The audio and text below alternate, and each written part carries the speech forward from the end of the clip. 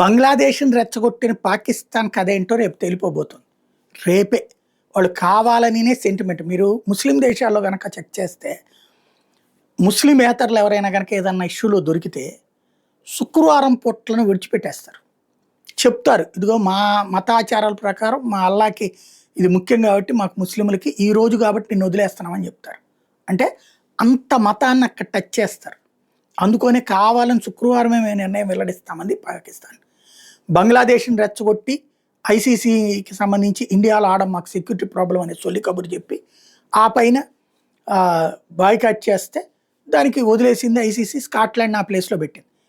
వాళ్ళని రెచ్చగొట్టిన పాకిస్తాన్ చివరికి తను బంగ్లాదేశ్కి సంఘీభావంగా వైదొలగాలి అన్నటువంటి ఆలోచన.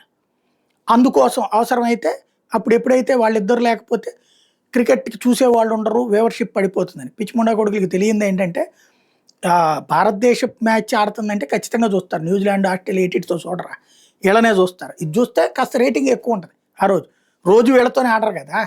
అది కూడా బంగ్లాదేశ్తో కామన్ ఉంటుంది, పాకిస్తాన్తో ఒక్కరోజే కొంచెం డిమాండ్ ఎక్కువ ఉంటుంది అనమాట. ఇది కామన్ సెన్స్.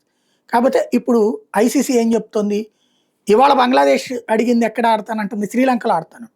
శ్రీలంకలో ఛాన్స్ వస్తుంది, పాకిస్తాన్ డ్రాప్ అయిపోతే, పాకిస్తాన్ పక్కకి వెళ్ళిపోతే బంగ్లాదేశ్ అడిగినట్టు అన్ని మ్యాచ్లు పాకిస్తాన్ ప్లేస్లో బంగ్లాదేశ్కి ఇస్తారు. మరి ఇప్పుడు పాకిస్తాన్ బంగ్లాదేశ్ ఇద్దరూ పక్కకి వెళ్తారా, లేదా బంగ్లాదేశ్ కోసం పాకిస్తాన్ పక్కకి వెళ్తుందా, లేదా పాకిస్తాన్ మాత్రం ఆడుతుందా, తెలిపోబోతుంది రేపే.